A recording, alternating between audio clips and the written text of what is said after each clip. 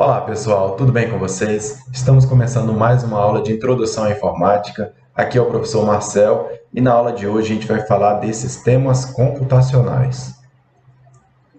Primeiramente, o que é um sistema? Por definição, um sistema é um conjunto de eventos que se repetem ciclicamente na realização de tarefas pré-definidas. Para a gente exemplificar melhor, eu tenho aqui um sistema. Veja que é uma máquina de lavar roupas. Ela realiza um conjunto de eventos que se repete ciclicamente na realização de tarefas pré-definidas. Então, essa máquina foi configurada para realizar esse conjunto de eventos, né? E que se repete ciclicamente. Toda vez que a gente liga a máquina, ela realiza exatamente as mesmas operações, aquelas que a gente configurou ali no display, né? no painel ali da máquina, ok? Um outro sistema que eu tenho aqui é a calculadora, né? A calculadora ela também realiza um conjunto de eventos que se repete ciclicamente. Toda vez que você liga, você tem ali as mesmas operações para fazer, para a realização de tarefas pré-definidas, realizar cálculos, né, e apresentar resultados para a gente. Aqui um outro sistema um pouco mais peculiar, digamos assim, eu trouxe justamente para a gente ter esse paralelo, é o sistema escolar. Tá? A escola ela tem um conjunto de eventos, que são as aulas que acontecem diariamente, né, que se repete ciclicamente, acontece toda semana aquele horário de aula, né, para a realização de tarefas pré-definidas, que é transmitir o conhecimento, né, levar o conhecimento para os alunos. Então, também é um sistema. Nós elencamos alguns sistemas e agora a gente vai falar dos elementos do sistema. O primeiro elemento de um sistema é a entrada. Se a gente for levar em consideração os exemplos que a gente citou, na máquina de lavar as entradas é a roupa, é o sabão, é a água, tudo aquilo que é necessário para ela entrar na fase de processamento. Se fôssemos falar da calculadora, a entrada da calculadora são os números e os operadores. Se fôssemos falar da escola, a entrada são os alunos, os professores, todo o equipamento, né? Lousa, carteira, né? São os equipamentos que também são necessários para a sala de aula, né? Os recursos pessoais, recursos humanos, professores, alunos, funcionários, técnicos, como também recursos materiais. Essas são as entradas. Na parte de processamento da escola, é justamente o processo de ensino-aprendizagem, né? O momento que o professor e o aluno interagem, transmitindo conhecimento, ok? Depois de tudo isso, tem a etapa de saída, né? Da escola. A saída é o aluno formado, é o aluno com conhecimento e certificado para o mercado de trabalho. Na calculadora, a saída é o resultado final daquela conta, né? Daquela operação matemática. E da máquina de lavar é a roupa limpa, é o que se espera. Quando atinge esse ciclo de entrada, processamento e saída, aqui no final a gente faz uma verificação, chamado controle e avaliação. Esse controle e avaliação é saber se o aluno saiu bem formado, ou saber se a máquina de lavar realmente forneceu roupa limpa, ou ainda se o cálculo que foi feito pela calculadora deu tudo certo. Feito tudo isso, vamos supor que é um procedimento de teste, de análise, né, dessa saída. Aí a gente pode tomar duas decisões. Se eu perceber que precisa melhorar alguma coisa, a gente faz o feedback ou retroalimentação. Retroalimentação é eu modificar as próximas entradas ou modificar o processamento. Vamos supor que na máquina de lavar, enquanto ela estava na fase de teste, eu tive que melhorar o processamento dela, né? Então, faz uma mudança no processamento e repete todo o ciclo. Vamos supor que eu coloquei pouca água na máquina de lavar, eu mudo a entrada. Nesse feedback eu posso mudar o processamento ou a entrada. Coloco menos água, coloco menos roupa, coloco mais água, mais sabão, atualizo todas as entradas e refaço todo o processamento e analiso de novo a saída para saber se foi ok. Beleza? Na escola, da mesma maneira, eu vejo como é que os alunos estão saindo, como é que está o nível de formação deles, faço um tipo de avaliação e refaço as próximas entradas, melhoro o processo seletivo para aluno, para professor, modifico o processamento, o que pode ser mudado dentro da sala de aula para que o processamento do ensino-aprendizagem seja mais otimizado, seja beneficiado com essas mudanças, certo? Então, esse é o ciclo completo de um sistema, tá? Seus elementos: entrada, processamento, saída, mas também tem controle e avaliação e feedback e retroalimentação, tá? Fiquem atentos aos elementos de um sistema.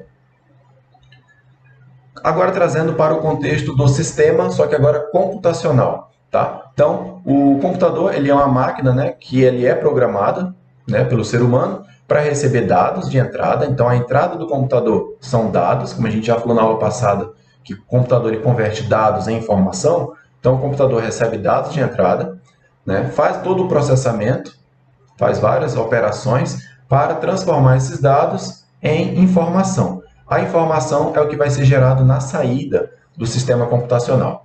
Tá? Esse é o objetivo. Depois que saiu a informação, ele pode armazenar isso em dispositivos de armazenamento. A gente vai falar já já a respeito disso. Ok? E aí faz o controle e avaliação, vê se a máquina está funcionando tudo certinho, refaz as entradas, se for preciso, né, aquele feedback da entrada ou do processamento, e assim vai funcionar o sistema computacional. Entrada são os dados, né? Processamento é a conversão desses dados para gerar uma saída que é a informação. Quais são os componentes básicos do sistema computacional? Então, todos os computadores eles precisam de ter elementos físicos, parte física, né, eletrônica, e elementos lógicos da linguagem de programação, para que essa máquina possa se tornar eficiente. Mas não somente isso, pessoal, tem um terceiro elemento ainda aí. A gente vai ver que na informática os componentes básicos do sistema computacional é hardware, software e peopleware. A gente vai falar a respeito de cada um deles agora. Definição de peopleware é a palavra bonita para dizer pessoas, tá, pessoal? São as pessoas que interagem com o computador, né? São classificadas como os usuários finais ou domésticos. São as pessoas que vão utilizar o sistema, que vão utilizar ali o aplicativo, ok? Mas também tem dentro dessa categoria de peopleware as pessoas que trabalham com tecnologia, né? Os analistas de sistemas, programadores, técnicos em informática, são também peopleware, só que eles trabalham na parte de desenvolvimento, de construção do software. Então, esses são os peoplewares, usuários finais ou domésticos, e os profissionais de TI, são as pessoas envolvidas com a computação. Definição de hardware. Hardware é considerado toda a parte física do computador, né? Isso normalmente não é novidade para vocês, né? A parte física a gente consegue pegar, apalpar, é classificado como hardware. Tá? Na informática, a área responsável pela parte de hardware é conhecida como arquitetura de computadores. Então, os periféricos, como teclado, mouse, monitor, né, memória RAM, o HD, disco rígido, tudo é hardware. Né? A parte física do computador é chamada de hardware. Definição de software. Então, software são as instruções, os programas, as linguagens de programação que o profissional de TI utiliza para ensinar o computador a realizar tarefas. Tá? Quando esses programas são executados, fornecem as características, as funções e os desempenhos desejados para os equipamentos que a gente está programando. Então, a gente pode sintetizar como software todo o conjunto de programas, né, que tem a lógica de funcionamento do computador. Tá? Se o hardware é a parte física, né, o software é a parte abstrata. A gente não consegue pegar no software, ele é a parte de desenvolvimento lógico, de linhas de comando que vai estar funcionando dentro do dispositivo eletrônico. Então, a gente pode dizer que também dentro dessa questão dos componentes básicos do computador, agora a gente vai trazer agora alguns aspectos que tem dentro do computador, que é o processador, né, chamado de CPU. Tá? Ele é conhecido como o cérebro do computador. Né? Ele é responsável por realizar todo o processamento de dados, aquela conversão de dados em informação, é o processador que faz. Né? Então, ela é chamada de unidade central de processamento, por isso esse termozinho CPU.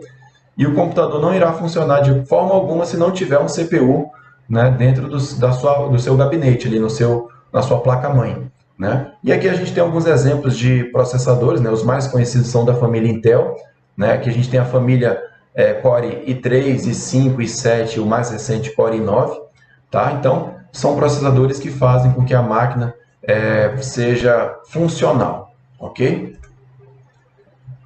Mas o processador não funciona sozinho, ele também precisa de guardar as informações. Não só guardar, como buscar também essas informações. E é por isso que também outro componente básico do computador é a memória. Dispositivo que pode armazenar e carregar as informações. No computador, a gente diz que essa memória tem duas categorias. Memória principal e memória secundária. Eu coloquei aqui no slide as duas memórias. Memória RAM e memória HD, que é o do disco rígido. Pergunto para vocês, qual é a memória principal e qual é a memória secundária entre esses dois tipos de memória? Vocês sabem?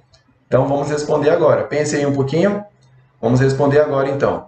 Memória RAM é a memória principal e o HD, o disco rígido, é a memória secundária, ok? Tomem nota disso. A gente vai falar agora da definição de cada uma dessas memórias. Memória principal, que é a memória RAM, ela é considerada a memória principal porque as aplicações, todos os programas que você está utilizando no seu computador são guardadas na memória RAM, ok? Elas que auxiliam o processador quando ele está funcionando. É aquela memória rápida, tá? É uma memória que fica ali com os dados dos programas que estão em funcionamento, ok? Por isso que ela é chamada de memória principal. Ela também tem um nome, né, que vem do inglês de Random Access Memory, que é memória de acesso aleatório, que ela é a memória que vai guardando os dados ali de forma aleatória e é uma memória volátil. O que isso significa? Que é uma memória que só guarda dados enquanto o computador está ligado, enquanto tem corrente elétrica ali. Se faltar energia, ela perde todos os dados que estavam ali na memória principal. Então, a memória RAM ela é chamada de uma memória volátil, tá? Então, guardem isso, tomem nota dessas informações. Aqui tem uma imagenzinha, né, no slide de exemplos de memória RAM. São memórias muito rápidas, né, que auxiliam o processador a guardar ali as informações dos programas que estão funcionando, que estão em execução naquele exato momento. Conforme a gente vai deixando de utilizar o programa e guarda de volta no disco rígido, aí o programa utiliza a memória secundária para guardar de forma permanente. Vamos falar da memória secundária agora, né? Então, todos os programas que são guardados no nosso computador de forma permanente, né, ficam no disco rígido, né? Então, os arquivos ficam no disco rígido, no HD, né, de hard disk, tá? E é por isso que o HD tem uma maior capacidade de armazenamento. A gente fala de HD aqui de 500 GB, de 1 tera, né, de 2 teras. Já tem computadores, né, que tem essa quantidade de armazenamento para guardar os dados de forma permanente. Tá? E ele é conhecido como memória secundária. Ok? Beleza? Compreendida a diferença, pessoal? Memória principal é uma memória rápida, volátil, que não guarda de forma permanente, é só para auxiliar ali o processador com os programas que estão sendo abertos ali em tempo de execução, enquanto o computador está ligado. E depois que eu vou salvando os meus arquivos, ele vai guardando de forma permanente na memória secundária, que é o disco rígido. Reta final dessa aula, a gente vai falar de dispositivos de entrada e saída. O que é um dispositivo? Quais são os dispositivos que a gente tem no computador? Quais são os dispositivos de entrada? Quais são os dispositivos de saída?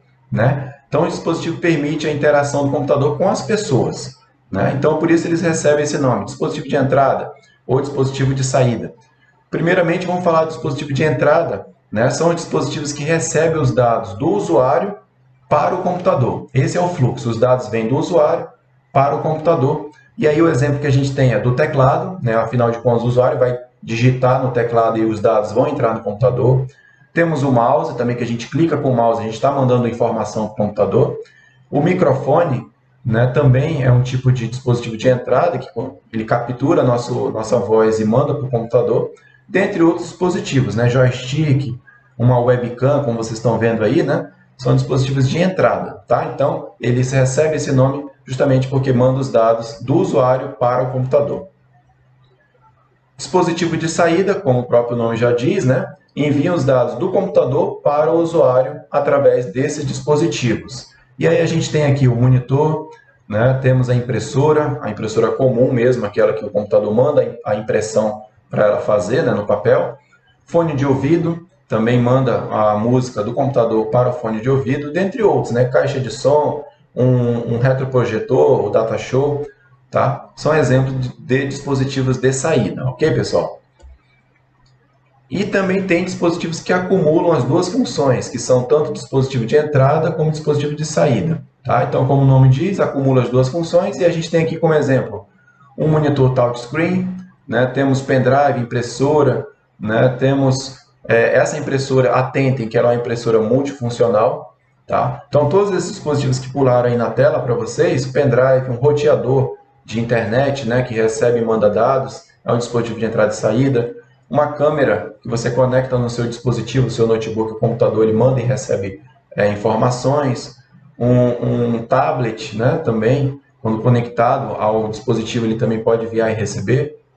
Né, um smartwatch, aquele relógio inteligente, também é. E aqui, fique atento a esses dois últimos dispositivos, que vai chamar aqui a tarjazinha dele, ó. Monitor touchscreen. Ele é um dispositivo de entrada e saída, porque além dele mostrar a informação para o usuário, ele também recebe os comandos através do touchscreen, por isso que ele acumula as duas funções. Se for um monitor comum, ele é só um dispositivo de saída.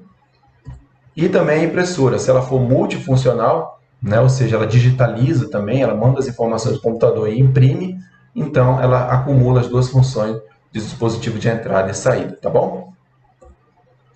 Então, para a gente concluir essa aula, o sistema computacional ele é composto por hardwares, por softwares, né, que conseguem receber como entrada os dados inseridos pelo usuário através dos dispositivos de entrada, que a gente conheceu, né? Realiza todo o processamento dos dados através da CPU e da memória RAM, que auxilia ali o processamento dos dados, com o objetivo de gerar informações de saída, né, que são úteis para o usuário. Isso é mostrado através dos dispositivos de saída e também armazenado na memória secundária. Aqui a gente tem uma conclusão, um aparato geral de tudo que a gente viu aqui nessa aula.